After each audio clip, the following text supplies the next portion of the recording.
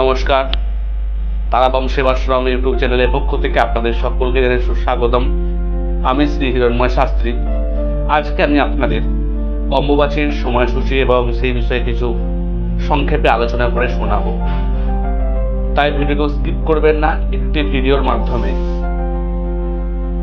এই অম্বুবাচীর সময়সূচি এবং করণীয় নিষিদ্ধ যে সমস্ত কাজগুলি আছে সেগুলি প্রত্যেকটি বিষয়কে আমি সংক্ষেপে সংক্ষেপ থেকে তুলে ধরব। এই অম্বুবাচী আষাঢ়ের 7 তারিখ অম্বুবাচী কথা ঠিক আছে না, কথাতে থাকে কিসের বার কিসের তিথি, আষাঢ়ের 7 তারিখ অম্বুবাচী। এই অম্বুবাচী শুরু হয় কিভাবে না, যখন মৃগশিরা নক্ষত্র তার তৃতীয় পদ শেষ করে চতুর্থ পদ অর্থাৎ চতুর্থ চরণ যখন তার শুরু হয় তখন শুরু হয় অম্বুবাচী। অম্বুবাচী কি না, অম্বুবাচী হচ্ছে মাতা ধরিত্রী ঋতুমুখী।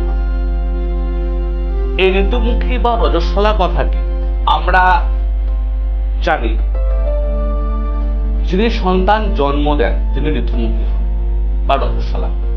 তেমন আমাদের ধরিত্রী মা, এই যে গেল তীব্র দাবদাহ বৈশাখ মাস জ্যৈষ্ঠ মাস, তারপর যে বর্ষাকাল আসছে, ধরিত্রী মা একটু নরম হয় এবং এই বর্ষার জলে ধরিত্রীর শস্য শ্যামলা হয়ে ওঠে, বৃক্ষ নতুন বৃক্ষ জন্মায়, চাষাবাদ শুরু হয় এই অম্বুবাচীর পর থেকে।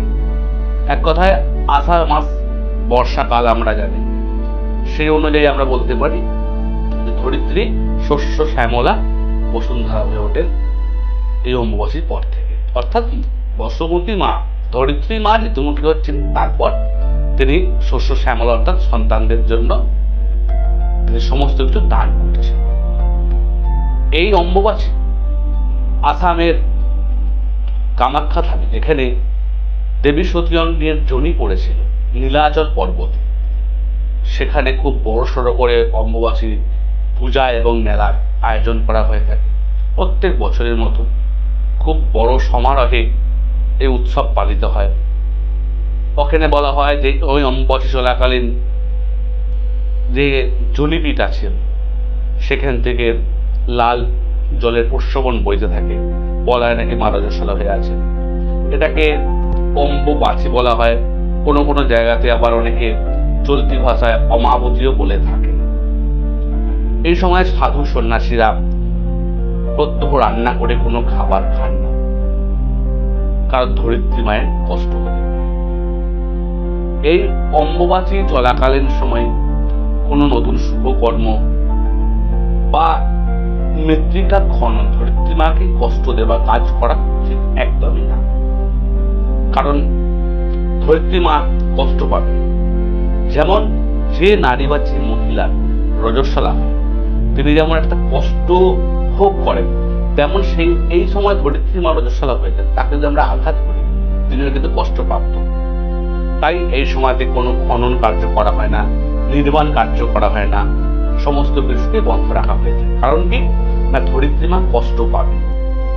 এটাই হলো আসল বিষয়। এক কথায় মাতা ধরিত্রী মাতা রজস্বলা হচ্ছেন সমস্ত কিছু আমাদেরকে শস্য শ্যামলা ধারায় আমাদেরকে পরিপূর্ণ দান করবে। বিভিন্ন জায়গায় বিভিন্ন রকম মত প্রচলিত হয়ে থাকে।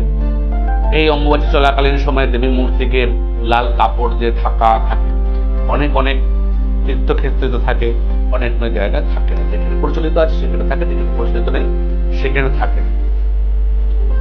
আবার কিছু কিছু জায়গায় এটা বলা আছে যে যখন এই অম্বুবাচী চলে তখন নাকি যে নীলাচল পর্বতে মা সতীর যে যোনি অঙ্গ পড়েছিলেন তার পরিপূর্ণ শরীরটা ধারণ করতে না, রজস্বলা হতে পারে না।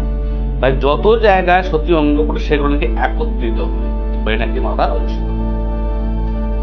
এই সমস্ত ব্যাখ্যা আছে, যার পূর্ণ কোনো ব্যাখ্যা নেই শাস্ত্রীয় মতে। আসল কথা ধরিত্রী মাতা রজস্বলা। এবার আসি অম্বুবাচী কবে।